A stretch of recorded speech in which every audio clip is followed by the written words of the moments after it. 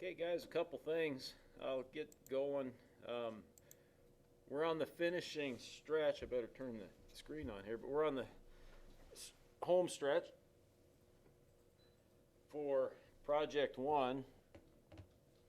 Next week should be able to get things pretty well wrapped up, which will be nice. And then we can get going on Project 2. Next week, too, you have a few extra assignments. We get into Chapter 9, and I'm going to go over that just briefly. But you have some extra assignments that'll be due. I consider them relatively simple, again, but it's something that I dealt with in my banking career day in, day out, and did those types of calculations. I swear I could do them in my sleep, using a calculator, using Excel.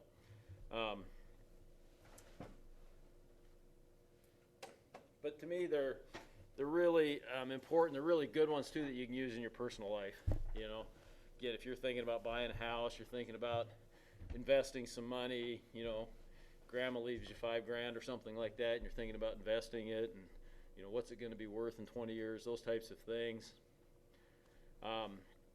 Just really, really, to me, important stuff that you should know. But back to this, a couple things. One thing I didn't go over. And this is back when we were talking about operating expenses, and it's not a big deal. Most of you, I didn't go through the years 1 and 3, and if you didn't change anything on there, that's fine. If you wanted to, if you're concerned that some of these percentages don't seem realistic for your particular project in terms of increases in expenses, these you can change. You can change the percentages. I don't have any problems with that. For example, the one good one might be rent. If you rent a place, you might lock into a 3-year contract, right, where your rent doesn't change. Okay, if that's the case, your percent here then should go to 0 instead of 3%. So you might just glance at those. I didn't talk about years 1 through 3. Again, in the overall scheme of things, it's not going to change anything when we get to, and you can change them now, and it's not going to change your balance sheets or anything like that. And so that's not a problem, but you might glance at those, and if there's some that seem a little unrealistic, go ahead and change them. The next statement that we're going to look at is going to be the cash flow. Okay, and this one you will look at several years here, the first 3 years. Okay, and there's really, if you look at it and you scroll down it, there's only 4 rows that have the orange cells, and so only 4 rows that you can possibly change. And I'm going to tell you that unless you're a C corporation, which none of you are, there will be no dividends paid. Okay, once again, unless you're a C corporation, all the profits and losses flow through to the owners, and so anything that you'd pay out would be a distribution. It would not be a dividend. So you got 3 rows to worry about when we get to the cash flow. Okay, most of you will not have any additional inventory. Okay, maybe all of you. The program automatically assumes that you're replacing your inventory as you sell it. We kind of automatically assume that when we're running like a retail business of some sort. Okay, so there's no need then to anticipate each month that you need to buy inventory here.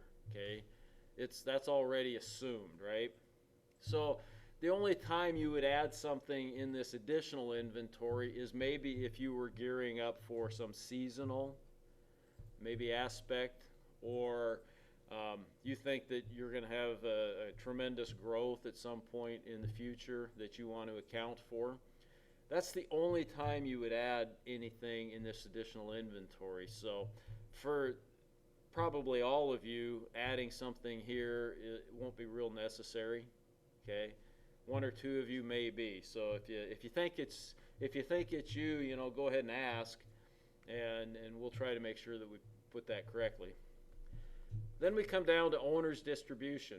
Okay, everybody will have some owner's distribution. I had a lot of loan applications sent back when we'd send it back to the SBA in the old days when we did it that way, that they'd get sent back and say, you're not accounting for any owner's distribution. And how is that person going to live if they're not taking some money out of their business, it's impractical, okay? And so you need to take a look at this. Now, would it be unusual for the first 3 or 4 months to put zero? No. You know, a lot of businesses starting out say, yeah, I'm just going to have to suck it up. I got a little money in my personal savings, might have to live off the credit card for a while, you know, on the personal side. So that wouldn't be unusual for, you know, first month or two or whatever. You know, after that, start taking a look at it, okay? And you might have some ideas. A lot of this is already filled in for you, and so you might have some ideas whether or not you're cash positive or not, and some ideas then of what you can take out, okay? If you're already at this point and you haven't listed any owner's distribution, and you're negative cash, you know, we got to go back and do some revisions, right? Then we got to go back and cut some expenses or maybe revise up our sales forecast. So take a look at that, okay? Consider putting something in there. Again, it's one of those things that, you know, okay, maybe I'm just going to take $1,000 a month out. Great. You know, I can put that in there. I can drag that down. You know, pretty simple then to figure. And pretty simple to enter, I should say. Then you get down, and this one you may or may not, this line of credit repayments. Okay, if after you put in your cash, your owner's distribution, sorry, it's entirely likely that in the first few months that you may be still hemorrhaging cash a little bit or going through some cash a little bit. Your net cash flows might be negative, and it may show that you have a line of credit drawdown, okay, and ending cash balance in that would actually be zero probably, or whatever your minimum was that you put in on additional inputs.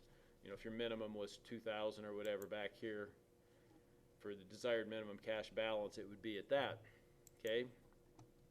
And so you might have this line of credit drawdown, and that may be, you know, it may be for several months. If it's for, if it continues to draw down in increasing amounts, by that I mean 1,000 the first month, 1,500 the second month, 2,000 the third month, you know, the accumulated total keeps going up, again, you've got a cash problem. And we got to go back and figure that out. We might have to, you know, go back and revise our expenses or our sales forecast. And you'll know that when you see this net cash flows, right? At some point, we got to hope that those turn positive. They better, okay, again, or else we'll have to go back and make some adjustments. So if your net cash flows are negative all through here, let's go back and make some adjustments. But if they're negative for a few months, or if you're seasonal, you know, we did a lot of farm and ranch stuff, okay?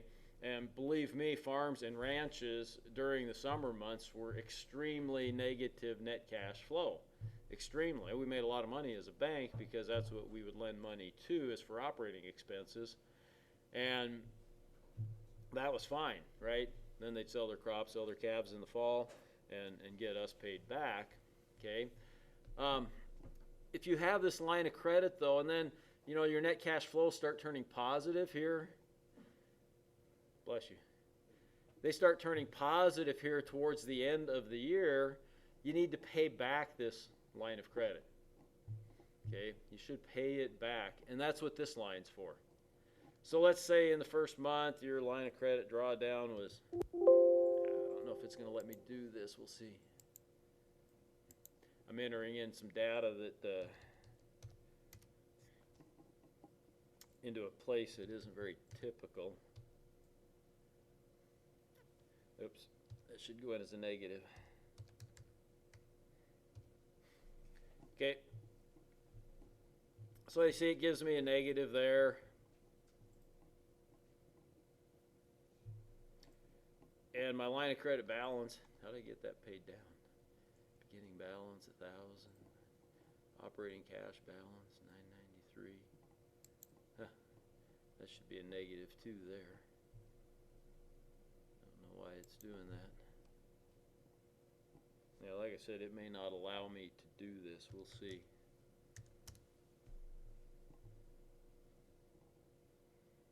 Yeah, it's not.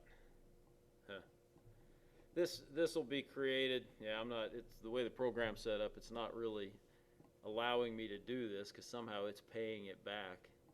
What I'd want to do though is if I came here and I saw that I had a line of credit balance of minus $1,000, and I had $1,000 on my cash flow, positive cash flow, and the ending cash balance, I could come in here and just put that $1,000 and it would pay it off. Okay, it's not going to work for me the way I have it set up here because again, the program's just not allowing me to enter the dollars here. It should be coming from some other sources, and I'm taking out some formulas obviously that aren't working. So just if you got a line of credit balance down here at the bottom, be thinking about that as you start to generate some cash. You need to pay that back off. Okay. Cash flow extends into years 2 and 3. Hopefully you don't have any more line of credit drawdown, but you might. Again, if you got a seasonal business that's up and down a little bit, you very well could have that. But you do need to come to years 2 and 3 and put in some more owner's distribution. Okay. And again, you can put it in the first cell and carry it out if you want to do an equal amount. I don't have any problems with that. And this goes all the way over to year 3. So that's the main one that you'll probably deal with, is just that owner's distribution that would be extended out over years 2 and 3. So just don't forget that, or you'll get the note back from me that says, please enter an amount there and fix that and resubmit it. Otherwise, you could be all done with that. So questions about that? Just to kind of give you a heads up, then we'll talk about the balance sheet on Tuesday, and by the end of next week, you guys should have Project 1 put to bed. So if you're running behind, and I know there's some that haven't submitted a lot of the stuff yet, so get it submitted so I can get a look at it, get you back some feedback, because these things all tie in together. So, okay, briefly, I want to talk a little bit about Chapter 9. I know I'm getting ahead, but some of you guys might be working ahead a little bit, and you might be wanting to do some of these, okay? And I showed you, I think, earlier in the semester, and I'm just going to come back to this little insert function thing here, okay? Get used to that when we start in Chapter 9 here. If you're using Excel, if you're not using Excel, hopefully you got a financial calculator. If you got a business analyst or whatever, that's what I use quite a bit. That's fine. I recommend you do Excel. You can also do these longhand, but that would be extremely unusual and extremely difficult. So get used to using this function, okay? There's a gazillion different formulas, calculations that they have in here. Gazillion's maybe a little over estimate of that, but there's a whole bunch of them there. And really what we're going to work on are things that are going to be payments, present values, future value, rate, term maybe a little bit. I think I've thrown in a couple of questions that have to do with term or number of periods. Okay, it's called number of periods when we deal with that. Okay, basically the way you guys set up the formula is the same. Okay, and if you've got 3 of the variables, it will calculate the 4th for you.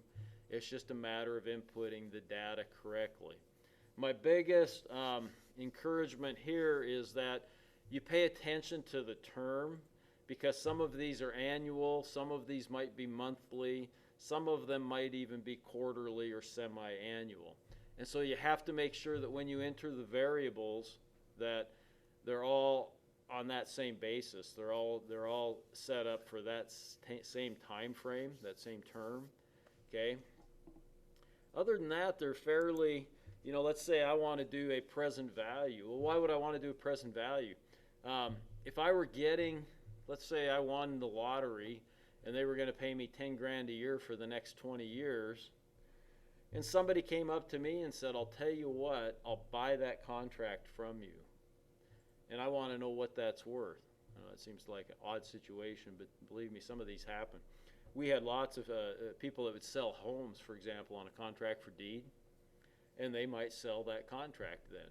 Okay, so it wouldn't, and this would be the same situation, same kind of ad.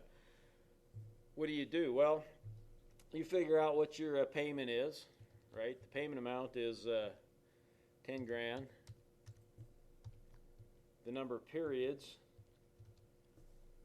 And I like to set these up and try to make sure that I'm doing it, putting the data in like this, simple to look at, I can see it, I got it labeled, then I can go back if I think I've made some mistakes. Okay, number of periods I said was 20 years. The thing that we're missing is the rate or the discount rate. You know, we don't know what to calculate that at, right? We got to use kind of what basic rates are now. You know, they're in that 3 to 6% range, probably something like that. Okay, and I'm not sure, so I'm going to put in rate. All I can do is make an estimate here. Your guys' problems will have discount rates put in there. It's oftentimes called the discount rate, so you know. Okay, rate, I'm going to put in 5%. I need to enter that as 0.05 when I'm doing this. Okay, and if I want to, I can come up here and change that to 1%. I can put the commas in there. Don't necessarily need the decimals. I can make it pretty by, oops, putting a little line under there. Sometimes I like to do that. Oops, didn't put it in. Okay. So I got that. I want to solve for present value. I come up here. I find the easiest way then is come to financial. Sometimes when you get using these over and over again, you'll see that the first thing up above is most recently used. And so it'll oftentimes just show right up for you in that box down below here. But I'm solving for present value, so I come down to the P's. Don't do net present value. We'll do some of those a little later. Right? I click on the present value. Click that. Here it asks for my rate, right? In this case, I'm doing annual, so I don't have to convert. I don't have to change anything. If it was monthly, I would take this annual rate and divide it by 12. And I could do that right within this deal. I could say divided by 12, okay? I'm not doing that in this case. Number of periods, boom, got 20. Payment amount, got 10 grand. It tells me what my number is here. It shows it up as a negative. I could have put the payment in as a negative. Why it does that, not 100% sure, but 100. That's what that's worth. So 10 grand a year for the next 20 years, or $200,000 over a period of 20 years, is actually in today's dollars worth at a 5% discount rate worth $124,622. So if I were going to sell that contract, I should get at least that much money, right? In order for that to make some sense. Okay, you're going to have a lot of problems. Again, you'll be solving for the payment, the number of periods, maybe the rate, maybe future value as well. And future value is the same way. If you want to figure out what $10,000 a year is, if you invested that much over the next 20 years, what that would be worth. Same thing. You're just solving for future value instead of present value. So, okay. Just to get you guys started on those, you might want to mess around with it a little bit, have a little fun with it. You can do all kinds of stuff with it. Good enough. I'll quit. Let you guys get after your stuff.